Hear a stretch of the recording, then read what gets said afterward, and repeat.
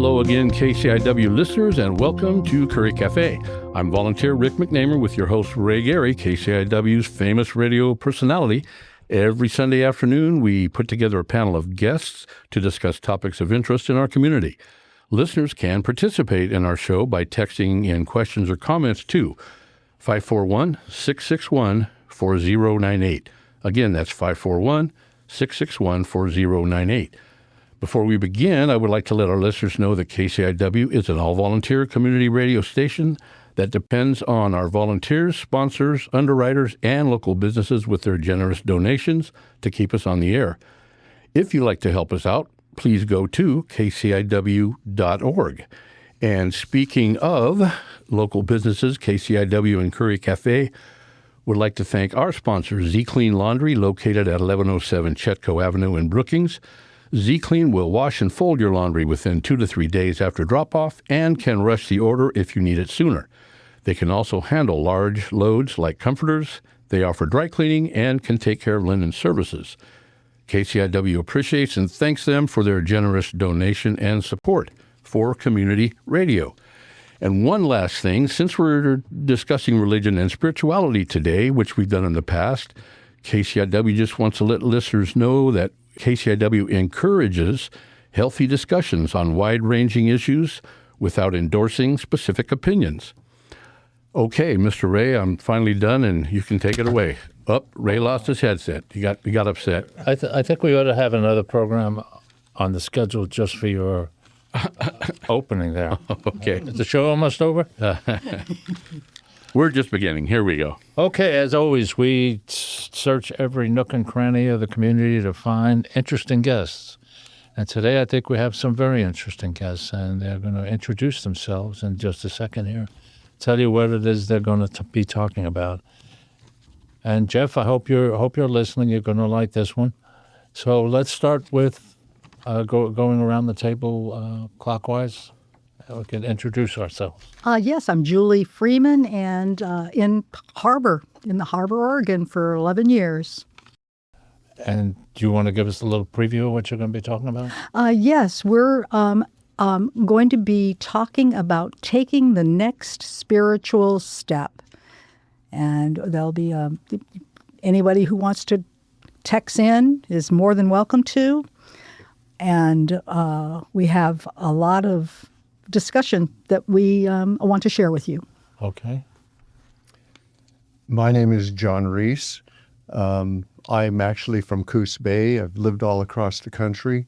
I've always been interested in spirituality. I've looked at many religious paths and spirituality, and I can just summarize everything in just one sentence, and that is, open your heart to divine love. If you do that, nothing else matters. And if you understand that, we're through. Oh, okay, simple enough. I was going to say it. But we do have an hour show here, so you cannot be through. I'm sure there's more to it than that, but that's, yeah. Who wants to start out with the... Well, John, let's start out right away. If you can define your idea of spirituality and go ahead and maybe the difference between spirituality and religion. Sure. To me, spirituality and living the spiritual life is just living with a loving heart. If our heart's open to divine love, or really any type of love, if our heart's open, we're living a spiritual life. The difference between spirituality and religion is religion adds words to the open heart. The real difference between the religions are the words they use to describe love. And if your heart's open, if your heart's truly open, you're a deeply spiritual person, and the words are less important. Now, for many people, the words are important to them, and following the words of their particular path is important, and that's fine. The next step spiritually for them, is for everyone, is just open your heart a little bit more. And go ahead, Ray. Oh, probably the same question you were going. No, go for it. How do you do that? So is that kind of the love thy neighbor thing? And That's certainly part of it. Okay. I've spent my whole life looking at different ways to open my heart more and more and more.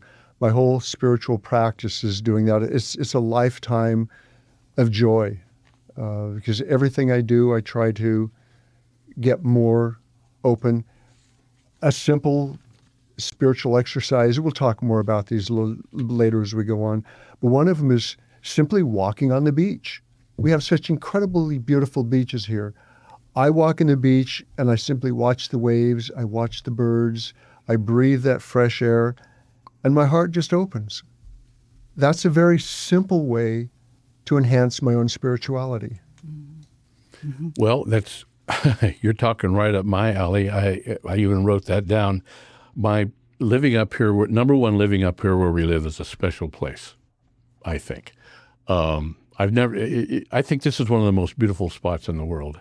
Now, I haven't been all over the world, but some parts, but it means a lot to me. And I get plenty of, whatever you want to call it, peace and calmness from walking the beaches, the rivers, the mountains, the greenery. It's all of that stuff. All the flora and fauna that are connected with all of this up here. I've seen families of otters at Smith River and whales breaching and out of Harris. I mean, it's amazing. It really is.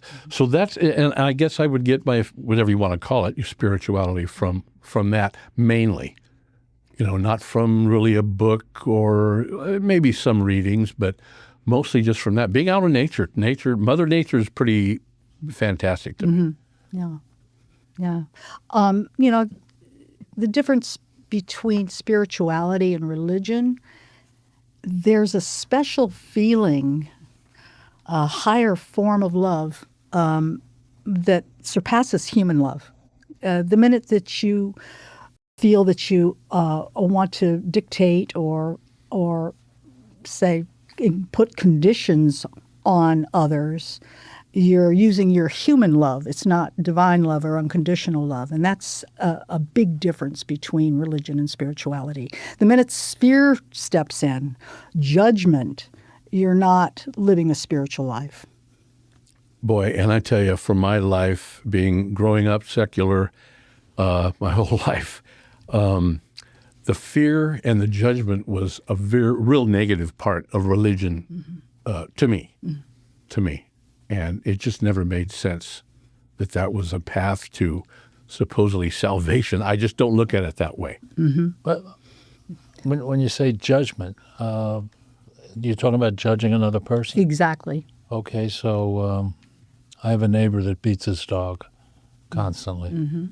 Am I to judge him for beating his dog? No, you're to call the Humane Society and let them know. But that is judging at the same No, time. it's not. It's letting someone know that someone or something is being abused. There's nothing wrong with you stepping up and that's helping out. Helping out another In fact, life. I really believe you should. It's your a part of compassion to be able to help another living creature. A lot of people would not see it that way. They say they're training their dog. This is how you take care of dogs. I lived in Alaska for a long time, but there's dog mushers there who most people would say are treating their dogs very poorly, but they're not.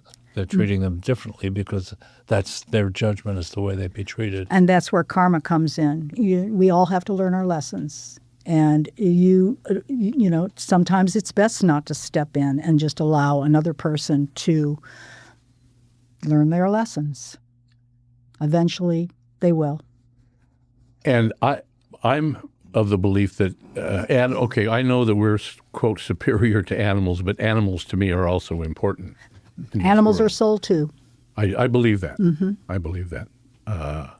I don't have a neighbor that beats his dog, by the way. Oh, you were lying. Yes, So you're I was a getting ready to liar. follow you home. Yes, but I think you're being very judgmental of me. Well, Just because I made up a story doesn't mean I'm a liar. Ray's being a little contrary to start off today. Yes. I have one question. By being contrary, does it open your heart a little bit more?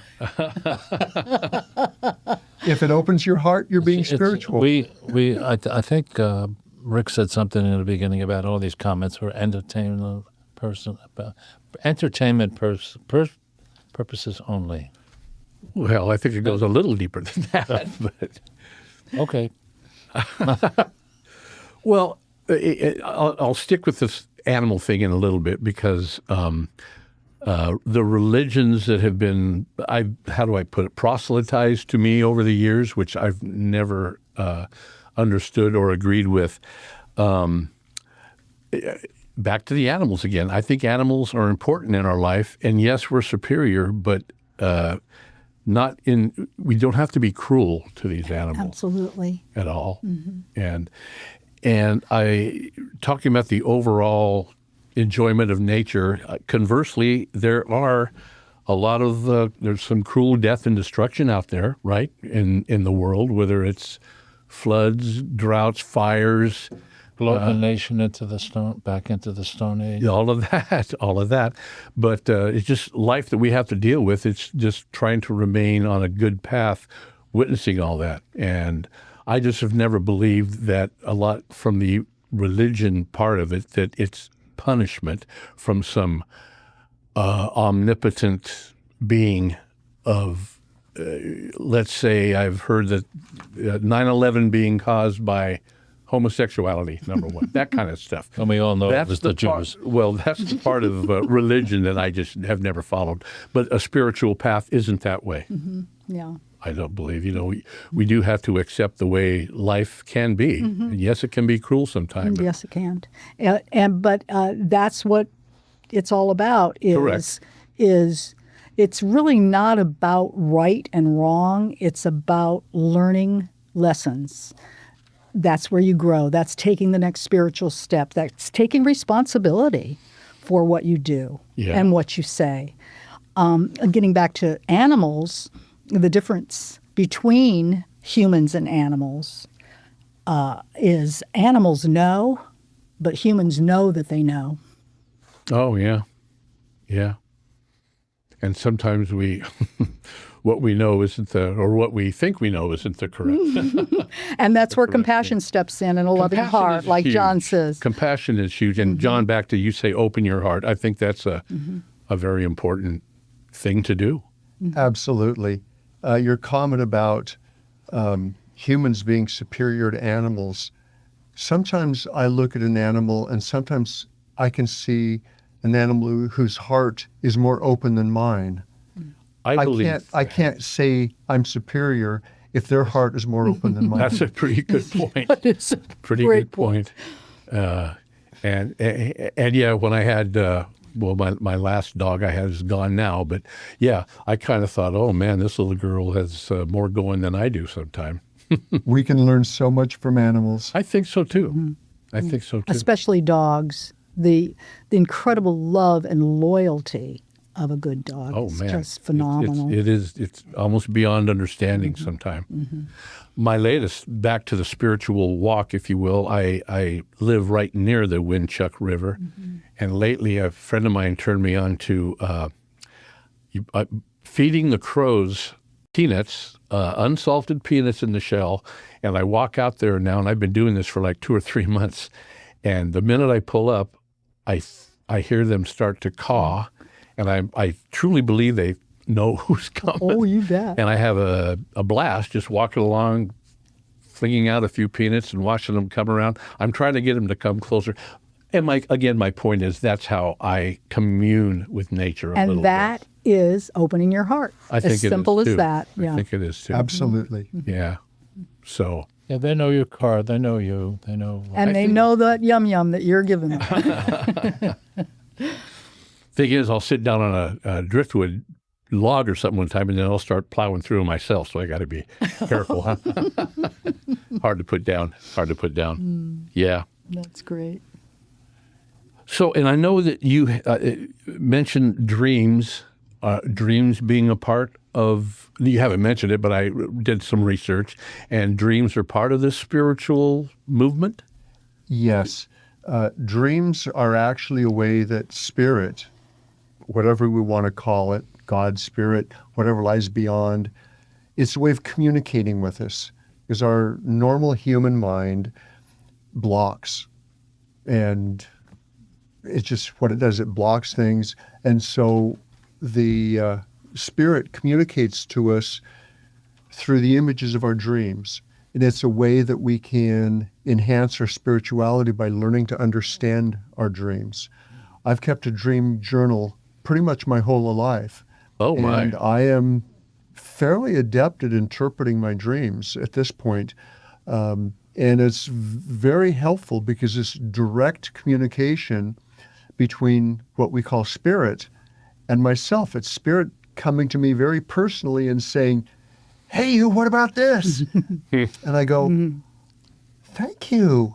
I'm missing the point. Thank you for pointing this out to me." And I can make internal adjustments to take my next step spiritually. What I do know is in the past 2 or 3 months, for some reason, I've never had recurring dreams, and all of a sudden I've been having them probably every couple of weeks. It's the same scenario. It's back from where I came from, the Sacramento area, and the jobs I had worked, and I'm wandering around and can't find my car, can't find my phone. I'm trying to get just that kind of thing, and it's always the same. Oh, I don't know. Spirit is trying Did to you tell start you a new drug something. recently? What's that? Did you start a new prescription drug recently? I dropped a couple. Maybe I have done that. Yeah, maybe that part. I found that I was taking was it melatonin Oh, melatonin. and that people take to sleep, Yeah. and one of the side effects of that is having vivid dreams. And I Well, right into that. They weren't nightmares. They were just Very interesting. very color and felt very real. And when I woke up, it took a few minutes to realize that it wasn't real, and this was caused by the drug. Have you had a out of body experience? No. Have you? no, No. I have not. No. As far as getting messages from dreams, I have on occasion had a problem. Like, I have a Model T that I waste money on, and every now and then there'll be something that right now it has a little problem that I can't quite figure out, and sometimes I'll get that, not necessarily in my dreams, but as I'm drifting off, it's like, "Oh, you didn't try this, you didn't try that." So, Ooh. Yeah. I'm not so sure that's spirituality or just being in a position where my subconscious even is thinking about it. Very. Maybe are you getting answers? Did you say? No, it just picked it up. I guess I'm not into the idea that you get messages from your dreams, or your dreams are telling you that you should be doing this. I've never seen that in my life. Okay. Now, when you talk about recurring dreams, and I know many vets who have had the same thing. I dreamed for years after I got out of the Army that somehow or other I got talked into going back in the Army, and they were going to give me this dream Army job that I would want. And of course, when I showed up, they put me back as being a combat medic because they already suckered me into being. But that was a recurring dream a lot of people got. It wasn't a nightmare; it was just a pain. And it's probably working something out within yourself too. Well, I don't know. Like And what? that's where the dream journal comes in handy. You can keep just a pen and a paper right by your bed, or some people, who don't like to write, they use a recording device, and just give a couple of words, put a couple of words to trigger their memory. I almost never remember my dreams. There's Once a in a lot of while I people do, are but like that. almost never. And that's where the waking dream comes in handy. We actually are guided by spirit. And if you're thinking of something, you're worrying about something, and you all of a sudden have an unusual event hit, this is the waking dream. And then you want to make sure that you acknowledge it, write it down, and then try to interpret.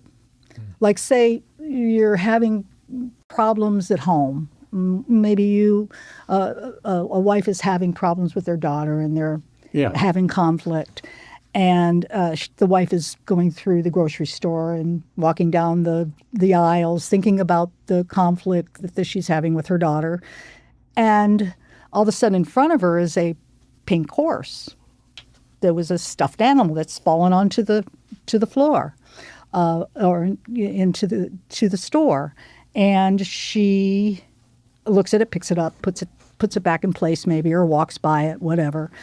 But this is a waking dream telling her pink is love, A horse is a symbol for strength. I don't know if, but of course you have your own interpretations. Everybody has their own interpretations of Spirit things. animals, I've heard them called. And maybe I to suppose. strengthen her love, Spirit is telling her to strengthen her love. And that was the answer for it. Love of the daughter or love of Have more strength in love for the daughter. And Rather a than lot conflict. of people will solve their conflicts through love, through an open heart. And sadly, it goes the other way, too. That's the Well, then you just have to allow people to unfold the way they're going to unfold, too. Mm-hmm. That's their private journey. Everybody has their own journey. Well, Your for daughter, sure. your son, your husband, whoever. I always hear about the guardian angel that will put you on the right path. And when I first heard about it, or after a year or so, I said, could I get a new one? Because I've done an awful lot of things that I could have used a guardian angel. Say, don't do that, stupid.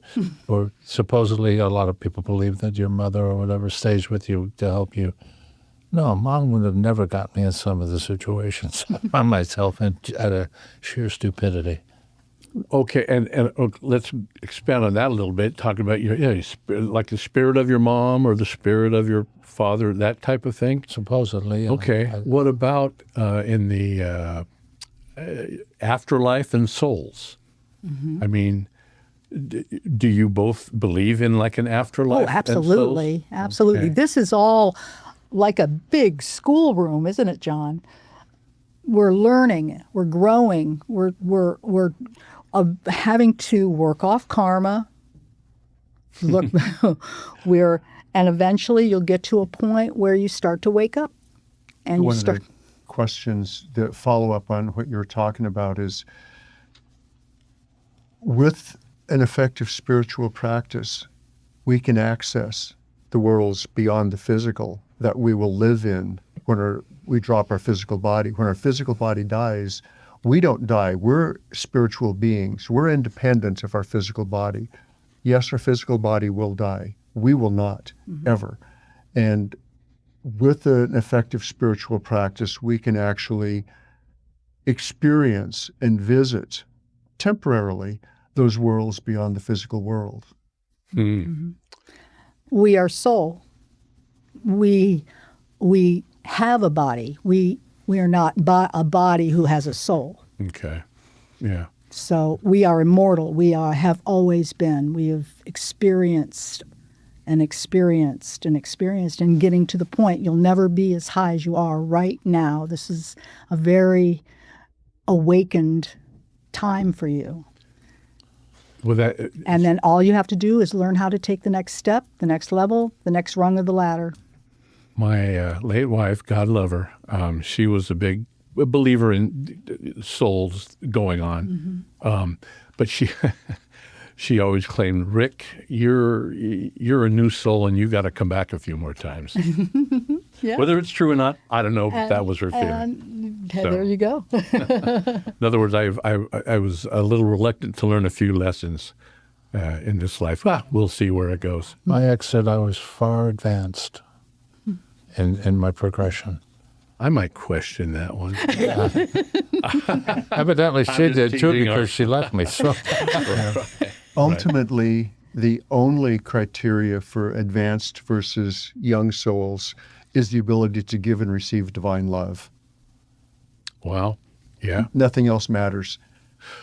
Mature souls that are experienced, are simply have a greater capacity to give and receive divine love. Younger souls don't. There's a lot of young souls in this world. Yeah. And apparently, I could be one of them. yeah, young souls. But gonna- that's okay. Not necessarily. You never You know. got to accept where you're at, I suppose. Well, just go a little deeper then, John, and describe exactly divine love. I think of divine love as, again, maybe an omnipotent being that looks over us, but I personally don't quite believe that. But what would be describing divine love? Well, actually, the Greek language has it better than the English language because Not there are surprised. different types of love, and the Greek language has different words for the different types of love. For example, romantic love, love between mates. Okay. Yeah. In the Greek language, that word is eros. Okay. What we call, referring here as divine love, in the Greek language, that is agape. They call agape is their word for divine love. Okay. The primary difference between human love, the eros, and divine love is that human love targets one or a few people and excludes the rest of the world. I love, when she was here, I love my wife in a way that I never loved anyone else in the world. Right. And that's the way it should be. But divine love does not exclude. Divine love treats everyone with the same intensity. It's different from the human love. It doesn't exclude. It's simply, I love you. In fact, one of the core principles that I believe is our very existence is based on the fact that God loves us. We exist because God loves us. Okay. Everything derives from that. Okay. So there are people, we all know people who are just bad, just not good people. They do all sorts Unfortunately, I believe that myself, but of horrible things all Go the ahead. time. Yes? Just watch the news and you'll see that, but you don't even have to do that. Your neighbor that beats your dog would be one of those. So where do these people come from? We all came into existence in the very heart of God, the very heart, all of us. And that's where we will all return when we finish with, as Julie mentioned, the schoolhouse. The things that we see in this world, the bad things, the evil things, primarily are young souls that haven't learned divine love. This world teaches very effective lessons. Young souls, you mean like a new person, or what? Why are you a new Good soul? question. I'm referring to reincarnation. Mm-hmm. Young souls are people that have only had a handful of lives somewhere in a physical body. Old souls are people that have had a lot. Of the, I guess what you would call spiritual things, I think one of the things that I give a little bit of credence to is the idea of reincarnation. To me, it's the only way, if there is a God or a being that's making us or creating us, that there's any equity. So, you learn your lessons in each life and to get you where you want to be. But why is I was born reasonably healthy, and Rick will argue this, but with a reasonable amount of intelligence. And I won't argue. somebody else was born with spina bifida. That's what they earned. What? That's what they earned. That's they have. That's a punishment for. It's a karma. I guess you could call karma. There's good karma and there's bad karma. Yeah. And those who have been extremely negative, like say someone has hurt a child and they go out of this life, nobody's ever caught them, they've done horrific things. Okay, they are having to come back in the next life, and they're going to have to work that karma off, maybe a couple of lives, whenever they're ready. And it is, they're going to have to be a child that's going to experience what, the being or the soul did to the child before. Then all the parents that were hurt, it's going to have to experience that. So you're going to lose so many lifetimes in having to work off that negative karma until you can work it, learn enough to never do that again. Do you guys do past life regression? No. What do you think of it? Let me try to add a little bit more to what Julie's saying about karma. Sure. The way I look at karma is life is a mirror that reflects back to us whatever we give to it. If we give good to life, life reflects good back to us. If we give bad to life, life reflects bad to us. That's why some people are born with good health and poor health. Some people are born with this affliction or not. Life is a perfect mirror. It reflects back to us what we give it. And ultimately, the mature soul, the spiritually awakened soul, focuses on giving divine love out. And the life gives divine love back to us. That's why the focus is on divine love, because life is a perfect mirror. And the word karma is just another word for the perfect mirror of life. That's cool. Okay. That's cool. Yeah. Come back to that. We are halfway through, and if you have questions or comments, you can text us in here at 541-661-4098. And I just want to remind folks that you're listening to KCIWLP 100.7 FM in Brookings, Oregon. We are an all-volunteer community radio station. If you'd like to be a part of KCIW as a volunteer, supporter, or both, please go to kciw.org, where you can listen to us live, listen to past shows and podcasts, and click on Get Involved, where all the opportunities to become part of KCIW are listed. We really appreciate any help and support to keep us on the air in the Brookings community. And again, thank you to Z Clean Laundry for sponsoring Curry Café. And quite the discussion today, pretty deep discussion today. So religion, that's a broad brush. Like for Christianity, they have the Bible, or the Torah, I guess, is in Judaism. Do you have a specific book that you both kind of rely on, or not rely on, but go to all the time? Yes, we to have help guide people on that path. fabulous books. It's two, Many book one and book two, called the Shariat Ki Sugmad, book one and book two, by Paul Twitchell. Really very insightful, will answer a lot of questions. Putting the pieces of the puzzle that have been missing all your life, putting them in place and helping you to become a whole rather than in pieces. Okay. Another book that is a more introductory book is called The Call of Soul, written by Harold Klemp, Klamp. It's called The Call of Soul. It's just very simple, but lays out the basics of spirituality very clearly. Okay. And of course, you did talk of a God. So the God that I guess I would be most familiar with is the Christian God, aligned with the Bible.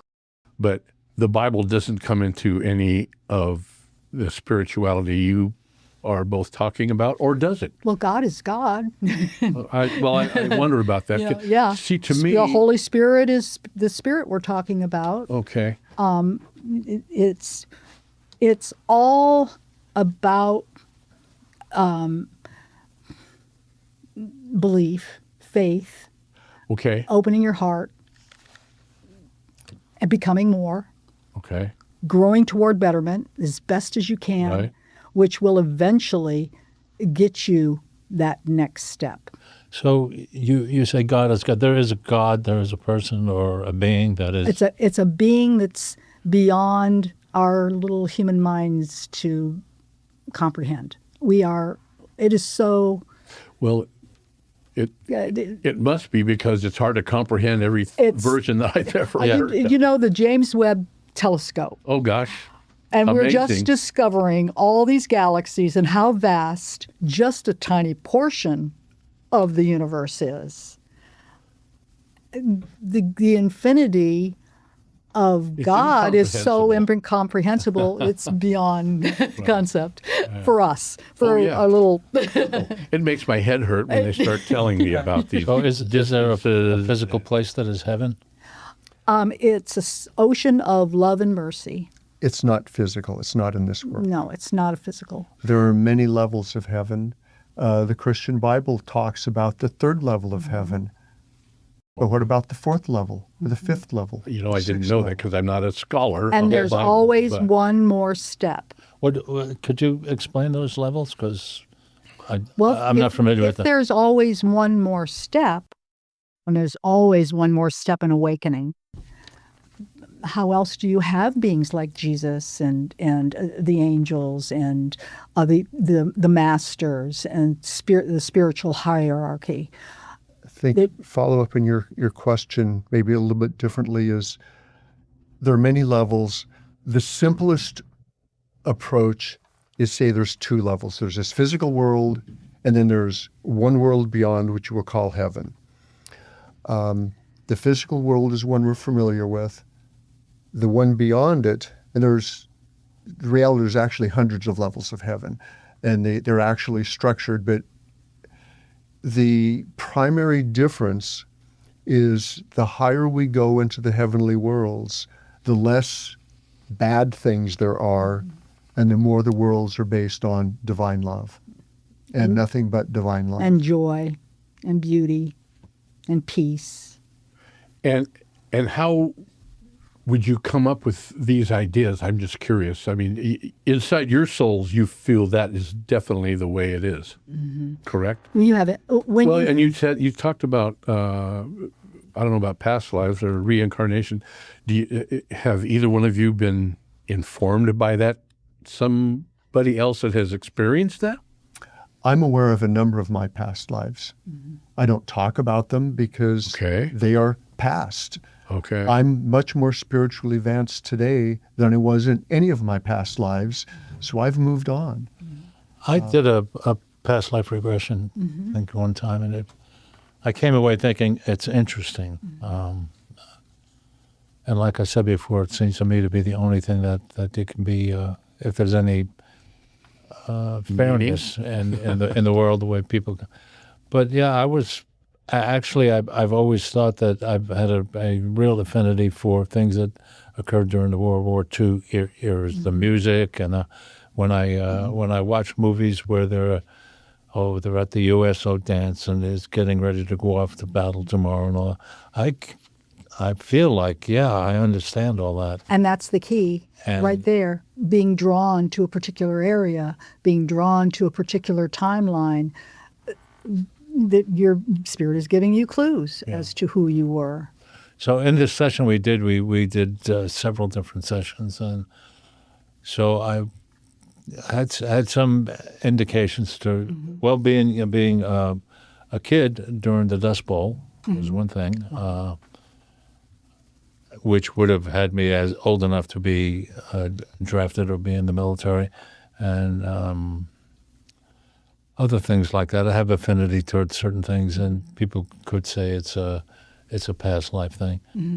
I'm just curious, Ray. So, did you feel that you were a kid during the Dust Bowl? Okay. Yeah. All right. Interesting. Have you ever felt it? No. Or been drawn to a particular area? I haven't. And they're good. My wife, you need to come back for a while. So maybe that's part of the deal. I don't know. So it could be right. She could be right. Does that mean I was impressed by a particular movie that was filmed or about the Dust Bowl? There's my World War II stuff because I watched World War II movies as a kid. I don't know. Yeah. There'd be a lot of explanations other than being spiritual, but I don't completely just put that aside either. Well, and I do have a lot of trouble with the God thing and believing in spirits and all that. Well, and and like I said, I could use a new guardian angel. If you're out there, give me another one. Go through the list. See which one you'd prefer to have. Have you asked for a new guardian angel? Have you actually sat down, closed your eyes, and asked within, and simply asked, "I would like a new guardian angel, and here is what I would like from this guardian angel." Nothing can help you unless you ask for it. Okay. It's one of the universal laws. Okay. Because then you would be breaking the law of non-interference, or they would be. Well, so I have, going back, it's kind of silly stories, but they mean a lot to me. My wife and I used to sort of joke to whoever goes first. We had a word that if we heard this word, it would be one of us communicating. That's cool. I haven't heard it yet, but do I wish it would happen? Of course I wish it would happen. Well, Houdini Yes, famously said that if there's an afterlife, I'm coming back and let you know I think about it. that isn't, didn't the, I don't know if it's true or not, but the word was believe for Houdini. I didn't know he had a word. A psychic came to his wife's door and said that she channeled Houdini, and he wanted her to say the word believe. Whether that's true or not, I heard about it, but I thought that was kind of cool. Well, he's famous from, among other things, for debunking Yes. all this kind of he was stuff. relentless. Seances I've and heard that he type was of stuff. relentless. Oh, that one I didn't know. Yeah, that he. Oh, yeah, he hated- set up all Like kinds. psychics type of thing. Or reading. Yeah, especially back in the 20s during the spiritualist movement. Boy, he was Relentless. on doing relentless that, huh? trying to disprove. Well, trying And- to maybe help people out that might have been duped. Well, there was a lot of cons going. Yeah. This is why it's so important not to interfere. This is a personal journey. Your spiritual awakenings is your responsibility, no one else's. You have to make a decision. Do I want more? What do I want? I want more. I want to get out of maybe the rut that I'm in right now. Maybe I want to whatever. And maybe the first step is I'm going to go to the beach once a day, doing just like you say, getting out in nature once a day.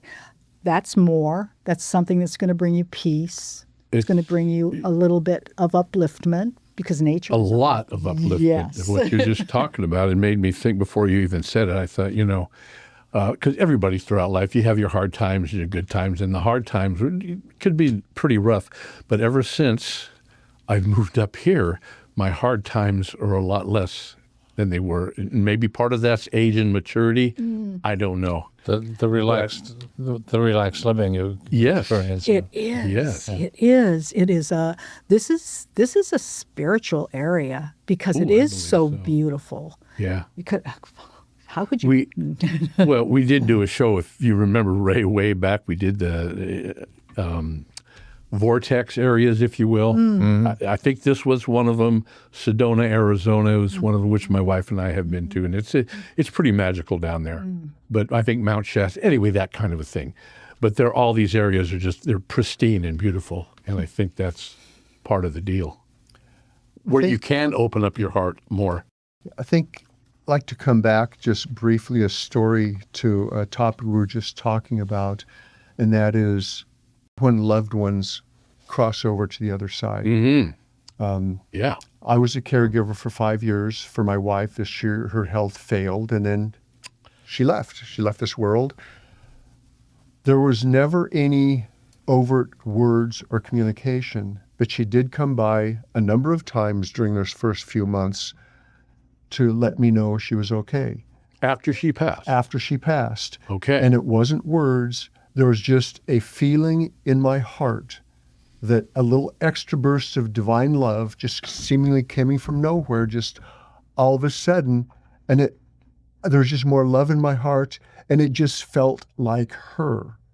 It was a love feeling. It just felt like her. It happened a number of times. And then once when I was going through my grieving process, I was feeling particularly down one day.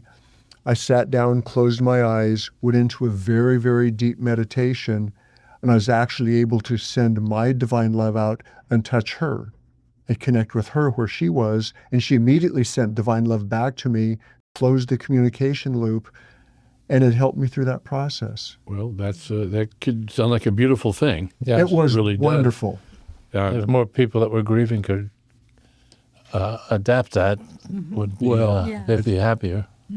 And John, you said you went through that. You say you're a caregiver for 5 years, Yeah. and it was only about 4 months for me.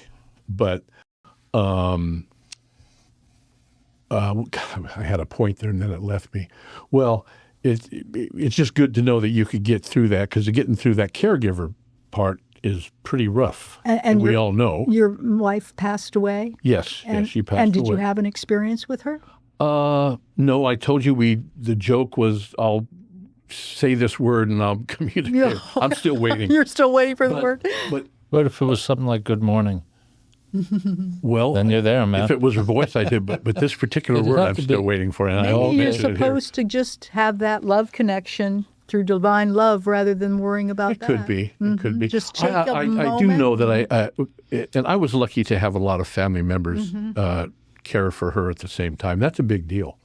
But I know some people that have no support at all other than them. So I don't know about you, John, but if you had other family members to help you take care of your wife, I did. I was alone living on the other side of the continent. Well, then Closest family was 1,500 miles away. then you were on your own. I was on my own, and I learned a lot from it. I grew a lot from it. Me too. It was hard. It was very hard. But I learned so much compassion from that experience. Oh yeah, I felt a lot of that through the whole time too. And I mean, it's just, again, so your beliefs helped you go through that time of those 5 years. It helped me go through it. It did not ease the grief. The grief was still there. Oh, no, The pain right. was still there. Right. But it gave me tools to deal with it. Great. We have to be kind to ourselves. We are human, and we're going to have human emotions, and we're going to have our human experiences, both good and bad. But that's what it's all about. That's where growth comes in.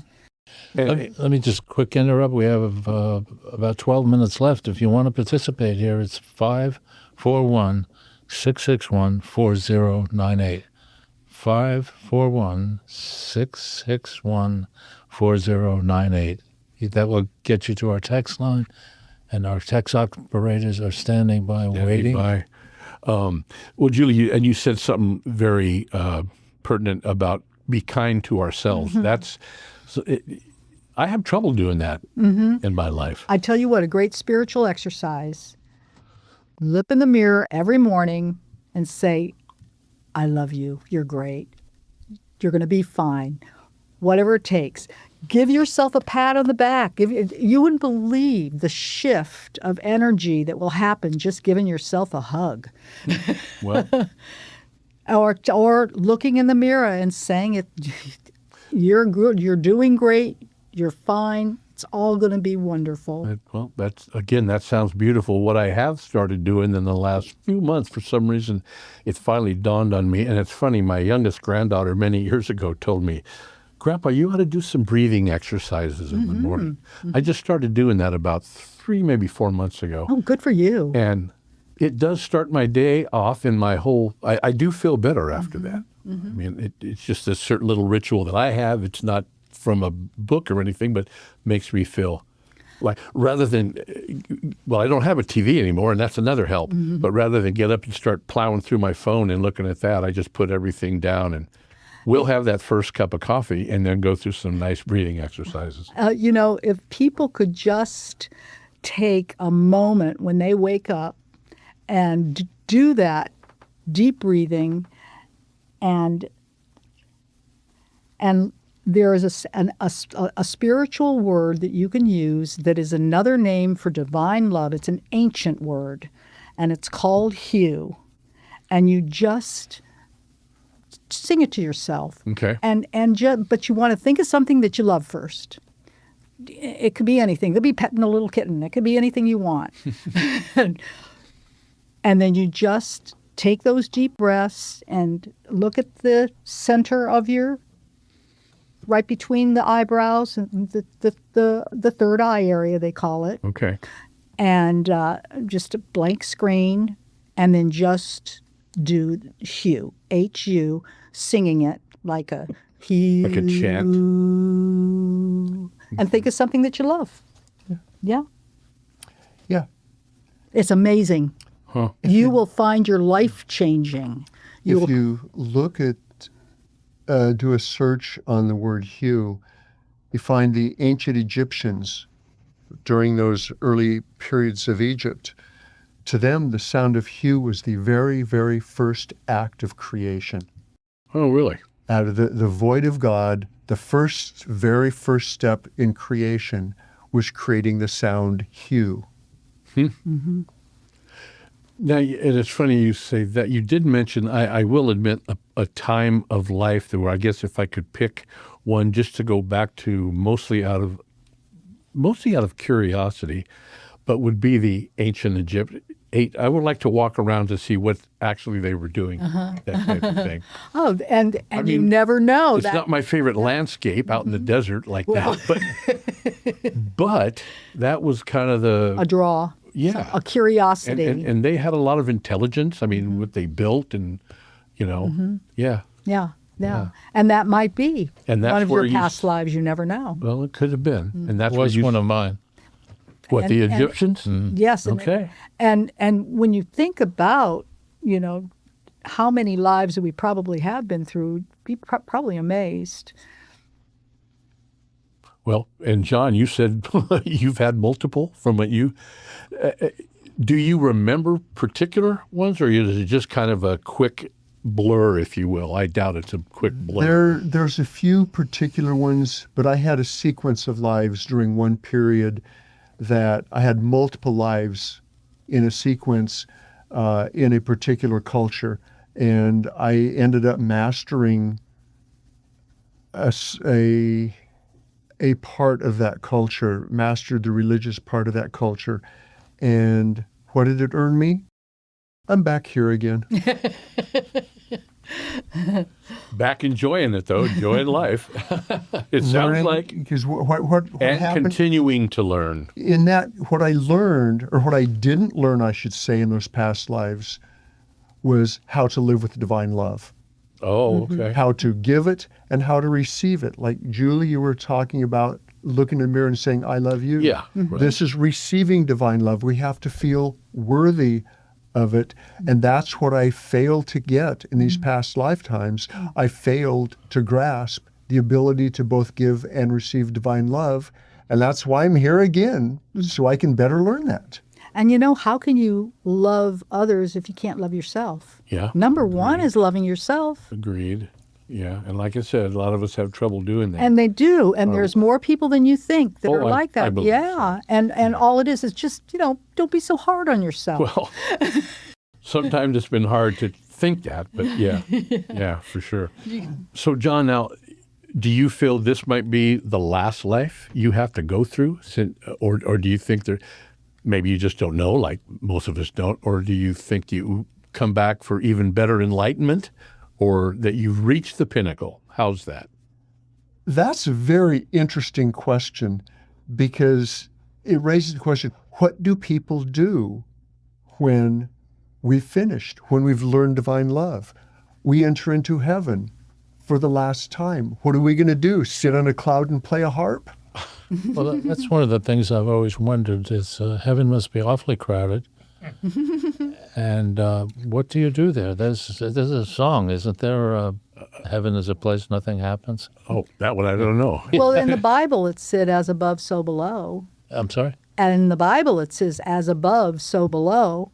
So you have, what do you have here? You have homes, you have jobs, you have things to do. But when you've attained enough positive to not have to come back here, perhaps you want to come back here to serve, to help others. There's Good point. people in your life that you maybe love that that maybe just need that little bit more encouragement, that you want to come back. I do know that I would like to do tons of do-overs. I have plenty of regrets. I'm serious about that, though. My wife even used to say, "Boy, Rick, you don't have to do all these regretting all the time." But I can't help it. There's It's like, a man, spirit- I screwed up. There's a spiritual When you go home, exercise. you go home today, ask for that new guardian angel. That's the Okay. first There thing you I'm go. going to do. There's a spiritual exercise that you can do tonight, right before sleep. Go take your few breaths, do 3 hues, and go into one of the more disturbing memories and do what you do right now. Do it over. And maybe even apologize to people if you've hurt anybody, or Make it great. Make it It's funny. wondrous. It's not really funny, but it's funny you say that because I catch myself all the time throughout a day. Oh, I'm sorry, Nance, that I did this. I shouldn't have. It just pops out, man. I tell you what, that it goes a long way in healing. Well, good. Yeah. And you can do it as many times as you want for as many experiences you want, and create it in any way you want. You're the great creator. That's one of the great gifts that God gave us, is the gift of creation. Well, and I don't mean, we're almost out of time, but I don't want to end too negatively, but we have been talking about heaven. So what about, I'm total non-believer in any kind of hell, myself. Does that come into play in any of this? Because I just don't think that Life is the perfect mirror. We experience what we give. If we go to hell, that's because we created it for ourselves. And that's all there is to it. What would There's hell nothing be? out there that we don't create for ourselves. What would hell be? we're getting. I know Woody Allen says that you'd have to attend the ice capades over and over again. Or Ray listening to Christmas music. Oh right? my gosh! Oh, don't brought that up. No, Don't. but well, again, and it's serious. But that's the thing that has always dissuaded me of religion. That there was this big. I'll go to quickly. It's a fear factor. And for you a know lot of the what? priestcraft. What I've always wondered is, you go to hell, right, and you're down there with the devil because you've done bad things, but you're one of his bros, right? He's what people want to be. So it seems like he would do everything he could. Right. That set is up a good- isn't a that good an time. excellent question? Then that's an excellent thought. I mean, why would he punish you when you did everything he wanted you to come do? on. Yeah. Right. Come on in, brothers. We have the Right. Party time. 19 versions or whatever. But like John said, if you are bestial and negative, Yeah. that's what you're going to experience when you leave this earth. You're going to have those around you are bestial. Your world will be bestial. Yeah. The simplest way to avoid hell is simply love. And there you go. Can't get much more simpler than that. It's just how we have to. People with an open heart never go to hell, ever. Okay. Yeah. Yeah. Then I feel a little better. Absolutely. Oh, absolutely. The fear factors that a lot of spiritual paths or religions, I should say, Yeah. have manipulated the masses for Boy, howdy. way That's- too long. I that's one thing I definitely believe. Yeah. It's like, And what? just realize this is your private journey, and you go towards betterment, you're going to do fine. You just keep striving towards. Yeah. Well, I tell you, Julie and John, we appreciate you guys coming. There's a lot of positivity. That's what the world needs more of, and I think all of our opinions. And that's a good positive message, and we thank you guys for being here. Thank You're you. welcome. Appreciate all the information. Ray, any last words from you No, today? I could just back up what you just said, I suppose. We appreciate you coming. You came from a long way to be on the show, or you? Coos Bay. That's pretty long. 2-hour plus drive, probably. Yeah, Well, thank you for having us. yeah thank We you. enjoyed it, and thank you guys for being here. So just want to let everybody know you have been listening, of course, to KCIW 100.7 in Brookings, Oregon, and we're live every Sunday, and we'll be back next Sunday for another live broadcast. Thank you again, Julie and John. Appreciate it.